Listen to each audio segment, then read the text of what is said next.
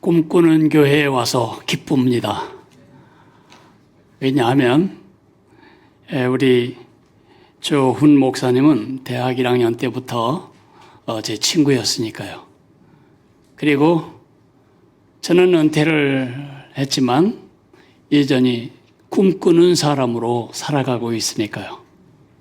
그래서 저는 이 교회 교인 같은 느낌이 듭니다. 오늘 여러분을 주 안에서 이렇게 만나고 말씀으로 섬길 수 있는 것이 제게는 큰 기쁨이 아닐 수 없습니다. 저는 어린이 사역자로 살아오고 있습니다. 1972년 1월 2일 날 주일학교 교사가 된 이래로 오늘까지 어린이 사역자로 살아오고 있습니다. 20대 때에는 아이들에게 말씀도 전하고 또 찬송도 가르쳤죠. 심지어 율동도 가르쳤습니다. 30대가 되면 교사들을 훈련하고 40대, 50대가 되어서는 한국교회 주일학교 지도자들을 세우는 일을 했습니다. 50이 되어서는 주일학교가 교회를 말아먹는 일을 한다. 이것을 내가 자각하고 부모들을 세워야 한다. 이런 생각에서 초등학교 여자 선생님 5분하고 교회를 개척했습니다. 이름이 세대로 교회. From generation to generation. 한 세대의 믿음이 다음 세대로 연결되지 않으면 안 되는데 그 1번지 동역자가로 부모라는 생각 때문에 해서 23년을 섬긴 후에 작년 10월에 제가 은퇴를 했습니다. 그러니까 1972년 1월 2일에서 2025년 10월 5일을 계산하면 53년이라는 시간이 흘렀네요. 53년 동안 어린이 사역을 한 것이 자랑스럽냐고요? 예, 별로요. 영광스럽냐고요? 별로요. 제 마음에는 긍지와 영광보다는 제 마음에 염려와 자괴감이 조금 더 크다, 그런 느낌이 듭니다. 지금 한국교회는 전체적으로 보자면 흉년 상태에 접어들었습니다. 흉년이 들면 3가지 일이 있는데 하나는 양이 아주 급히 줄어요. 양. 두 번째는 질이 떨어져요. 죽정이가 맺히죠. 세 번째는 다음 해 농사질 씨앗을 확보하기가 어렵게 됩니다. 지금 여러분이 위치한 이 지역은 다행히도 아이들이 많이 태어나고 자랄 수 있는 위치지만 대부분의 한국교회는 그러지를 못합니다. 전체적으로 아이를 안 낳아서 사회가 저출산에 충격을 받고 있지만 교회는 그보다 훨씬 더 줄어드는 이 각도가, 속도가 더 심합니다. 그러나 여러분들을 보니 또 꿈꾸는 교회에 와서 우리 젊은 부모들을 보니 제 마음에 소망이 생깁니다. 여러분은 한국교회의 내일을 지탱할 어쩌면 가장 중요한 지도자들이십니다. 한국교회는 전도사님들이나 주일학교 교사에 의해서 유지되지 않을 것입니다. 부모들에 의하여 그리 될 것입니다. 여러분은 어린이 사역자인 저의 동역자이며 또 어린이들을 통해 다음 역사를 이어가시는 예수님의 동역자들입니다. 근데 매우 슬프게도 많은 부모님들은 아이를 데려다주고 태워다주고 태워가는 아이의 배송 책임자에 머물고 있는 것이 현실입니다. 많은 부모들은 지금 영적 양육자로서의 성경이 말하는 그 책임을 잘 감당하지를 못하고 있을 뿐만 아니라 그 책임을 잘 감당해 줄, 나를 대신해서 해줄 교회 공동체를 찾아서 좋은 학원 찾아 옮겨 다니듯이 옮겨 다니고 있는 것이 우리 한국교회의 현실입니다. 여러분, 세상을 뒤집기 위해서 여러분이 엄청난 일 하지 않아도 됩니다. 교회를 부흥시키기 위해서 어마어마한 희생과 헌신을 하지 않아도 됩니다. 여러분이 크고 엄청난 일을 하지 않아도 이 한 가지 일만 해준다면 한국교회는 다시 부흥을 경험하게 될 것입니다. 그 한 가지를 제가 여러분에게 갑골문자처럼 여러분 뼛속에 심어드리고 가는 게 오늘 제가 온 목적입니다. 한 단어, 4글자. 궁금하죠? 죽어도 안 잊어버릴 거. 한 단어, 4글자. 자라가라. 부모님, 애 잘 키우겠다고 서울에 좋은 학군으로 이사 가지 않아도 됩니다. 여러분 자식을 좋은 인간 만들겠다고 수많은 시간 들여서 좋은 학원까지 배달 올 필요가 없습니다. 여러분이 할 수 있고 해야만 할 가장 중요한 일. 제가 50년 넘는 세월 어린이 사역을 하면서 느낀 것은 부모님들이 예수님의 제자로 잘 자라가기만 하면 된다. 아이를 잘 키우려고 생각하지 말고 하나님의 아이로 잘 자라가시면 됩니다. 제가 뭐 훌륭한 목사가 되겠어요? 아버지의 훌륭한 아들이 되면 그게 내가 할 수 있는 최상의 목회입니다.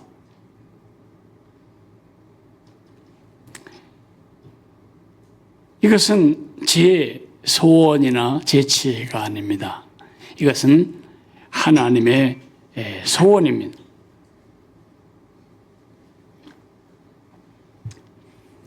이 말이 너무 쉬워서 오히려 막연하죠. 아이고, 그렇게 쉬워? 아닙니다. 여러분은 이미 많이 경험하셨습니다. 자, 다시 여러분 아기가 뱃속에 임신할 때부터 한번 거슬러서 생각을 해볼까요? 속이 미시끄러워서 미식하고 소화가 안 되고 체했나 해서 병원에 갔더니 의사 선생님이 여러분을 안 됐다고 보는 게 아니고 환한 미소를 지으며 말합니다. 축하드립니다. 아기가 생기셨습니다. 그러면 여러분 무슨 일을 하죠? 그 초음파 사진 친정어머니에게 먼저 보내고 시어머니에게 보내고 친구에게 보내고 그죠? 근데 이제 정기적으로 병원에 가면 아기가 꼼틀꼼틀 자라기 시작해요. 콩나물, 쑥주나물 같이 생겼던 그것이 손가락도 있고, 이 자라면 여러분 너무 행복해요. 조금 더 있어서 애가 팔다리로 엄마 배를 막 차면서 운동을 할 때 그 태동 때문에 괴로워하고 슬퍼하고 부끄러워하는 사람은 아무도 없어요. 시어머니에게 말하면 여기 좀 만져보세요. 언제요? 시어머니 보고 나 좀 만져보세요. 그렇게 하겠어요. 그건 그 엄마의 영광이고 그리고 보람이고 상급입니다. 애가 태어났습니다. 건강하게 발육되기를 바라죠. 그래서 아이가 이제 자라는데 젖도 잘 먹고 똥도 잘 싸고 세상에 남의 똥은 생각 자체가 싫은데 내 새끼 똥은 코를 대고 맡아도 하나도 냄새도 안 나. 심지어는 어떤 엄마는 손을 찍어가지고 이게 끈적끈적거리는 게 이게 설사인지 제 똥인지를 확인하면서 행복해한다고. 조금 있으면 아기가 뒤집어. 이건 기적이에요. 조금 있으면 아이가 배밀이를 시작해요. 그럼 그것도 동영상으로 찍어서 미국에 있는 동생에게도 보내고 시어머니에게 보내고 보내잖아요. 시아버지에게 보내고. 이 아이가 일어섭니다. 이런 기적이 어디 있어요? 네 발로 기는 짐승 같았던 개가 직립보행을 드디어 시작한 겁니다.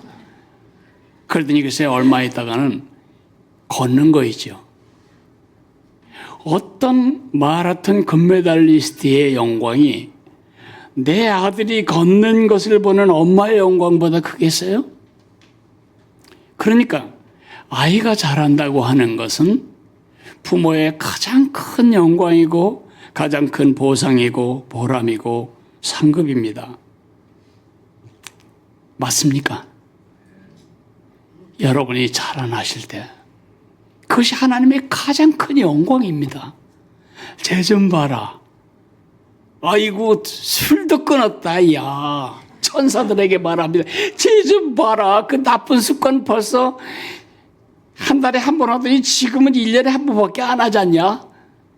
사단이 아무리 정죄해도 하나님은 여러분의 변화와 성장을 보며 영광스러우시고 보람을 느끼셔. 잘했다. 내가 사람의 이 몸을 입고 이 땅에 가서 저 사람을 위해 죽어주기를 잘했다. 보람입니다. 그걸 느끼라고 여러분 자식 키우게 하는 거예요. 좋은 믿음의 사람 다른 거 아니에요. 하나님의 자녀로 자라가는 것입니다. 근데 그 반대의 얘기도 여러분은 아십니다. 애가 어느 날 태동이 없어. 며칠 지나도 아무 느낌이 없어. 그러면 어디 가죠? 병원 가요. 근데 의사 선생님이 말합니다. 유산되었습니다. 그러면 얼마나 기가 막혀. 근데 이제 그보다 더 기가 막힌 건 애가 태어났어. 한 36개월 정도는 잘 자랐는데 병원에 가니까 다운 증후군입니다. 지적 장애가 있습니다. 그러면 재앙이에요. 그때 웃는 엄마는 아무도 없고 그 소식 듣고 영광스러워하는 할아버지 할머니는 아무도 없습니다. 가슴을 치죠. 내가 무슨 죄를 졌나 생각하고 하나님은 어째서 내게 이런 시련을 주시나 이런 생각하잖아요. 아이가 자라지 못하는 것은 재앙이에요. 큰 아픔이죠. 하나님의 아픔이 뭘까? 하나님의 아픔이 우리가 돈을 많이 벌어서 헌금을 해드려야 입이 귀까지 올라가실 텐데 사업이 자꾸 안 돼서 헌금을 못하니 하나님이 날 볼 때 얼마나 씁쓸하실까? 천만에 그건 하나님하고 관계도 없을지도 몰라요. 더 중요한 건 여러분이 잘하지 않고 있는 것.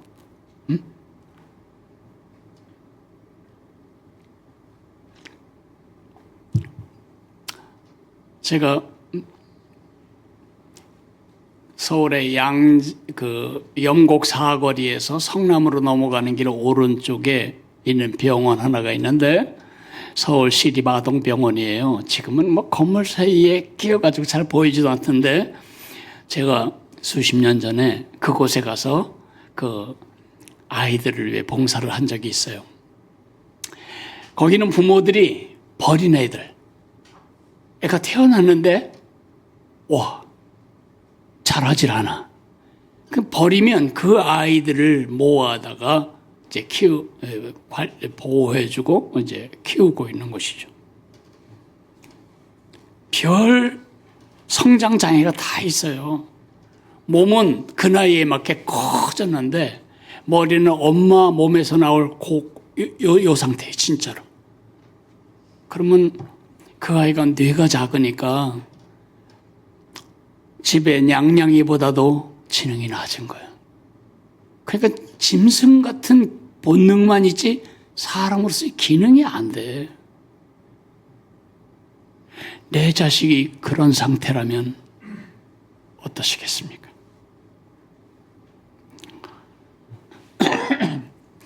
반대로 머리통은 보통 사람 어른의 2배 정도 커 이렇게 보름달까지 큰데 몸은 애기 몸이야. 그 머리 무게 때문에 앉을 수도 없고 걸을 수도 없어. 그래서 부모님은 버렸던 겁니다. 16살짜리 여자아이를 제가 보았습니다. 요만함. 16살짜리.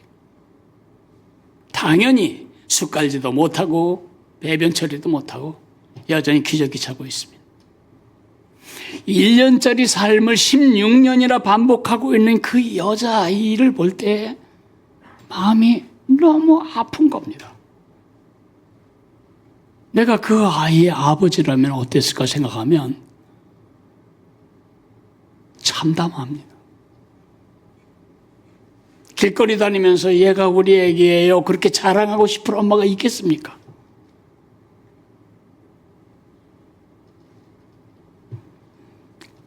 하나님을 영화롭게 하기를 원하십니까? 정말 하나님께 영광이 되는 삶을 살고 싶다면 무엇을 해서 뭘 들여서 무엇이 되어서 하나님을 까무러치게 만들 그런 허황된 꿈은 버리고 꿈을 꾼다면 하나님이 기뻐하실 자식으로 자라가야 되겠다. 하나님의 자녀로 자라가면 하나님이 영광스러워하시면 여러분 자녀에게 최상의 양육, 최상의 교육을 시키시고 싶다고. 그래서 초등학교밖에 안 나온 아이를 혼자 캐나다에 유학 보내시겠다고? 그런 생각하지 않으셔야 돼요. 여러분이 정말 자녀를 사랑하고 그를 제대로 된 인간으로 양육하기를 원한다면 여러분이 하나님의 자녀로 자라가야 합니다. 여러분 꿈꾸는 교회가 이 상가에 새들어 있는 이 삶을 끝내고 아름다운 예배당을 짓고 더 많은 사람들에게 바른 말씀을 나눌 수 있는 공동체가 되기를 원한다면 여러분이 해야 할 가장 중요한 일은 기도 이전에, 헌신 이전에, 헌금 이전에 여러분이 하나님의 사랑으로 자라는 것입니다. 아이고 우리 여의도 생각하면 정말 속 터져. 이 정치판은 언제 달라질까요? 이 나라를 위해 여러분이 해야 할 일은 내가 국회로 들어가야 되겠다 그렇게 결심하는 것보다 여러분이 하나님의 자녀로 반듯하게 자라가시는 겁니다. 생각해 보세요.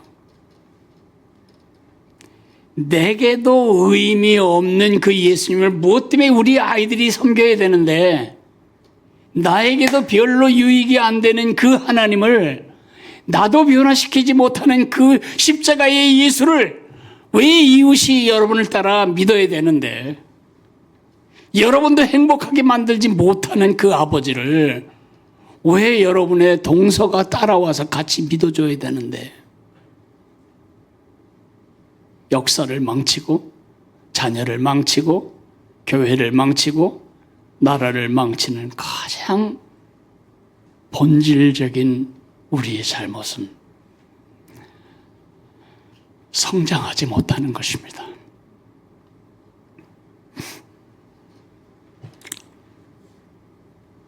그 반대가 되셔야 됩니다.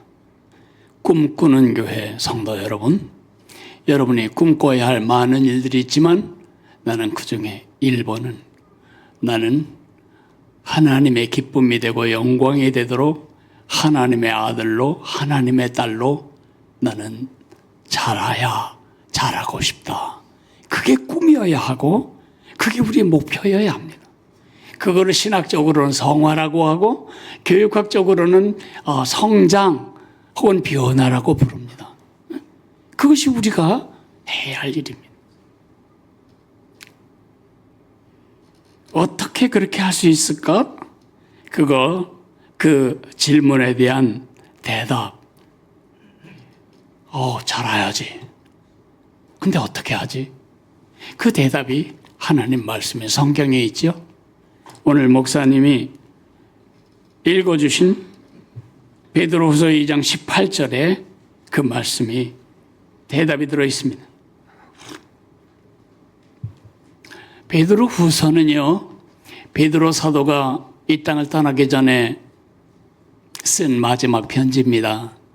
이런 편지를 우리는 유서라고 하죠. 유언이나 유서는 아무 말이나 쓰지 않아요.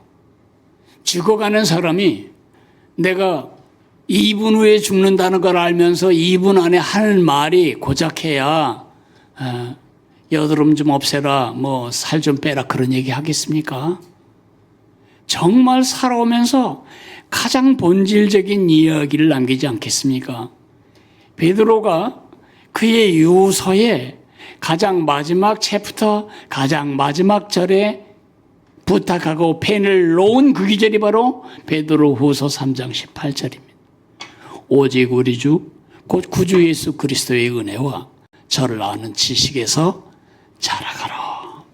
영광이 이제와 영원한 날까지 그에게 있을지어다.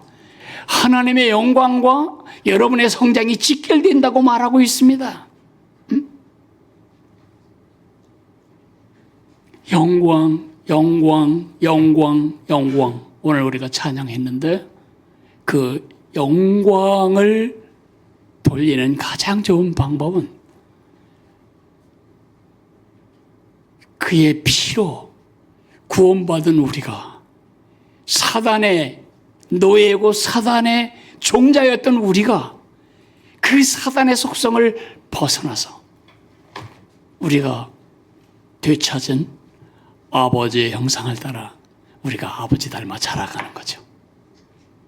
세 가지 원리만 제가 설명을 드리겠습니다. 첫째 원리는 예수님만큼 자라야 합니다. 여러분의 성장 목표는 여러분을 키웠던 주일학교 선생님 아닙니다. 여러분의 성장 목표는 여러분이 읽었던 신앙 위인전의 그 위인이 아닙니다. 여러분의 성장 목표는 우리 담임 목사님만큼까지만 자라면 된다. 아닙니다. 제가 영어를 한마디 쓰겠습니다. Aim high. 목표를 높이 가지세요. 그 목표가 뭐라고요? 오직 우리 주 예수 그리스도의 은혜와 그를 아는 지식에서 자라가라. 우리가 자라가는 목표는 예수님입니다. 모든 생명체는요, 죽어가거나 자라가거나 둘 중에 하나예요. 자라가지 않으면 죽어가는 것이지 나는 죽지도 않았지만 자라지도 않는다. 그런 상태는 없어요. 둘 중에 하나뿐이에요. 중요한 거는 우리가 자라는데 무엇이 자라야 되냐 하면 우리의 목표가 자라야 합니다. 모든 생명체는 자라야 되는데 그 목표가 있습니다. 강아지는 성장 목표가 뭐죠? 어미개가 되는 것입니다. 병아리의 성장 목표는 뭐죠? 토끼가 되는 거죠? 그런 바보 같은 말이 어디 있어요? 병아리는 자라서 어미닭이 되는 것이 성공입니다. 망아지는 목표가 뭘까요? 준마가 되는 것입니다. 말이 되는 거죠. 하나님의 자녀 여러분, 여러분이 자란다면 뭐처럼 되어야 됩니까?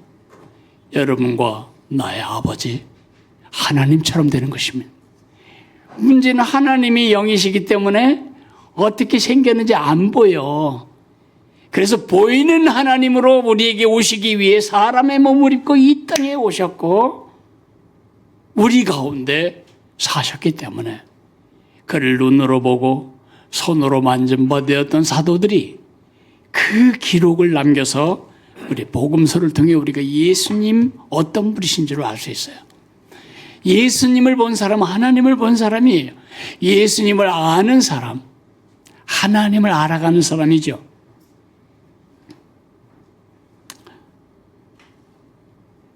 교회 안에 3등급이 있습니다. 이거는 영적인 성장의 단계죠. 제일 첫 번째 단계는 유치부 단계. 두 번째 단계는 청소년 단계. 세 번째 단계는 이제 성장한 성숙한 단계죠. 유치원 단계의 사람은 키워드가 뭐냐면 I, my, me, mine. 좋다 나쁘다의 기준이 다 나야. 그 교회 좋은 교회야? 내가 좋으니까. 근데 나한테 별로 도움이 안 돼? 그러면 나쁜 교회. 교회에 어떤 사람이 나에 대해서 지적질을 해. 그러면 나쁜 인간이야, 그 인간은. 그 인간이 이쪽에 앉을 때 난 꼭 이쪽에 앉지 저쪽엔 절대로 안 가. 나를 위한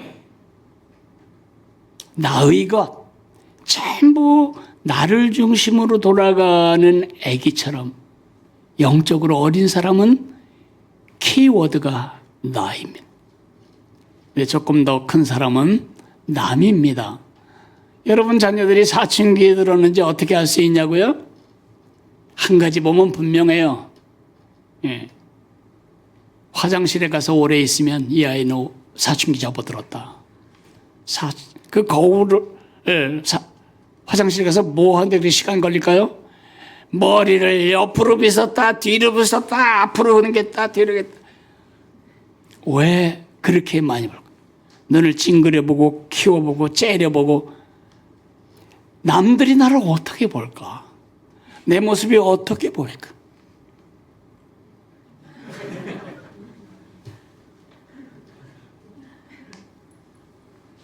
청소년들은요, 어머니 아버지가 제일 중요한 사람이 친구가 중요한 사람이에요. 남들이 나를 어떻게 볼까? 그러니까 전부 남 때문에 움직이는 거야. 교회 안 가면 남들이 뭐라고 하겠어? 집사가 교회도 안 하냐고 그럴 거 아니야. 교회 안 가면 또 목사님이 전화할 거 아니야. 왜 안 하냐고. 그런 수준. 그러나 거기 머물지 말고 우리는 더 자라야 돼요. 그것은 예수님이라면 이렇게 하셨을까? 예수님이라면 이러실까? 내가 예수님을 따라가는 제자라면 이래야 되는가? 기준이 달라, 기준이. 어떻게 자라라고요? I, my, me, mine에서 남들을 의식하는 단계까지만이라도 자라야 돼. 그리고 거기 머물지 말고 예수님을 나의 기준점으로 의식하고 사는 삶으로 자라가야 돼요. 예수님만큼 자라라. 여러분의 목표 지점입니다. 남하고 비교하면서 그 사람은 새벽 기도도 안 하는데 난 그래도 1년이면 3-4번은 한다 그래도 나는. 그러므로 나는 훌륭한 성도다. 그런 생각을 하지 말라는 거지. 우리가 그 사람 때문에 그 사람의 기준점이 되면 안 되는 거죠. 예수님이 내 목표 지점이고 기준점이다.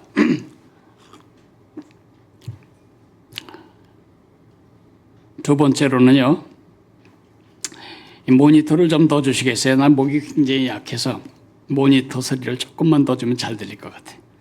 두 번째는 계속해서 자라가야 돼요. 성장이 중단되면 안 됩니다. 감사합니다. 여러분, 여기에 자라가라는 말은 그리스어의 현재형 동사를 사용하고 있어요. 그리스어에서 현재형 동사는 그 동작이 일어난 시점이 지금이라는 뜻이 아니고요. 동작이 계속해서 중단되지 않고 진행될 때에 현재형을 쓰는 겁니다. 그런데 자라가라 그런 뜻이에요. 1년짜리 경험을 16년 했던 그 소녀처럼 되지 말고 세례받을 때 그 뜨거운 가슴 그곳을 20년 동안 반복하지 말고 집사로 임명받았을 때 잘해봐야 되겠다고 결심했던 그 결심 15년이 지나도록 반복하지 말고 그보단 더 자라가야 돼. 계속해서 자라가라. 프로제디아라고 하는 병이 있는데 이건 소아 조로증 그렇게 번역하면 될 거예요. 8살짜리가 80살 노파처럼 늙어요.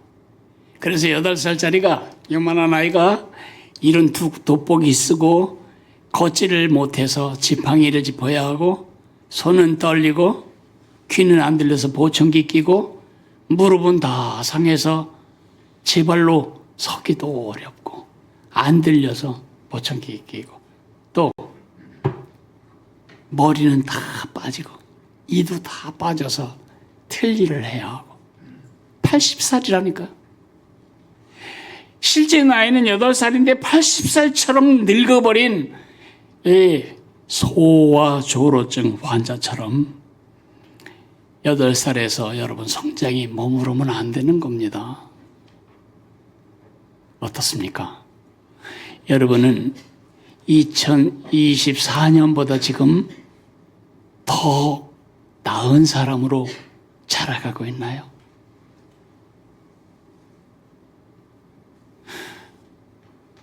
(9월달이) 지났고 10월달에 접어들었습니다. 9월 1일 현재보다 10월 1일 현재 여러분 속에는 0.001mm만큼이라도 새로워지고 달라지고 나아지고 자라가는 영역이 있습니까? 그 사람이 꿈꾸는 사람입니다. 세 번째, 마지막으로 힘써야 합니다. 힘써야. 오늘 자라가라는 말은 능동태예요. 능동태. 능동태로 자라가라 그렇게 명령하고 있어요. 오해는 이거죠. 빌립보서 1장 6절에 너희 안에 착한 일을 시작하신 이가 그리스도 예수 날까지 이루실 것을 확신하노라. 아멘. 가만히 있으면 주님이 귀도 잡아다니고 손가락도 잡아 뽑고 이렇게 우리가 잘하는 것입니까? 아이들 잘하는 거 보세요. 얼마나 무지막지한 운동을 하는지 애기들이 얼마나 운동 많이 하는지 알잖아요. 여러분의 아이가 하는 거 그대로 한다면 여러분 다 며칠 안에 소천하세요. 그 아이들이 가만히 있는 거 아니에요. 또 그저 조금만 배가 모자라면 울어대며 밥 집어넣으라고 야단야단하잖아요. 먹고는 또 열심히 싸. 먹고 자고 싸고 이러는 중에 아이가 세포분열이 일어나고 아이가 크잖아요. 여러분 얼마나 많은 능동적인 수고를 통해서 이 자리까지 왔는지 아세요?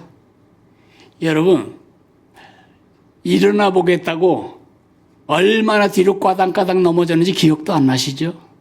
어른이 그렇게 넘어져 우린 다 뇌진탕으로 죽어요. 아이들은 하나님이 특별히 보호하셔서 웬만큼 깨지지도 않아요, 머리가.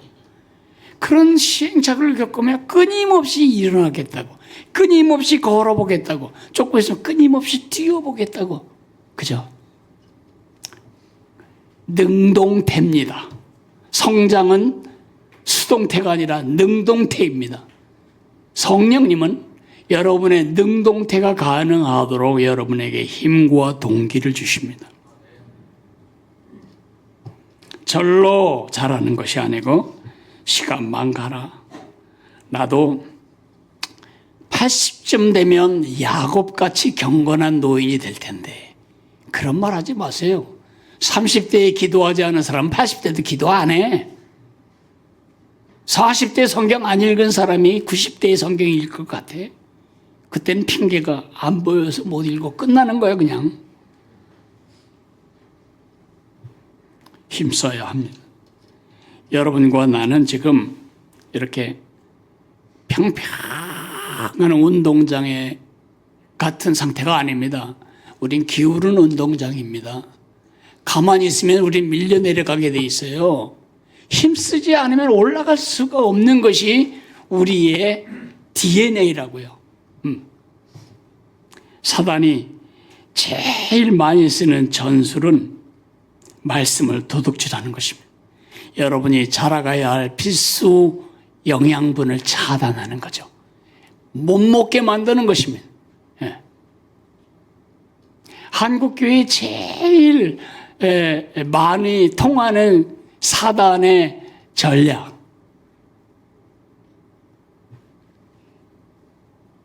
이겁니다.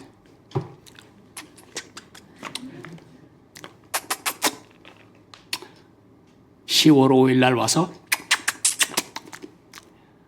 배부르다. 10월 12일 날 와서 괜찮아. 10월 17일 날, 10월 24일 와서 살겠습니까? 살 수 없습니다. 왜 한국교회가 이렇게 힘이 없는가? 섭취가 안 돼. 소젖이건 사람 젖이건 모든 젖은 어머니의 신체 안에서 소화된 음식이에요. 아기가 소화할 능력이 없기 때문에 엄마가 소화시킨 음식이 바로 젖이라고요. 그죠? 설교 듣고 여러분이 영적으로 자란다? 그런 일은 없어. 꿈꾸는 교회요, 꿈 깨세요. 그런 일은 없어요. 네. 반드시 여러분이 시작을 해야 돼.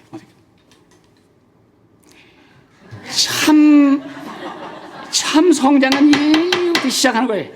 아이들이 처음에 밥 먹을 때 이게 말이지, 밥을 눈에도 들어가고 코에도 퍼놓고 반은 퍼내버리고 어쩌다 한번 들어가면 그거 오물거리고 먹고, 이런 시행착오를 겪어서 여러분이 캄캄한 밤에도 정확하게 입에다 넣을 수가 있는 거잖아요. 지금요. 그죠?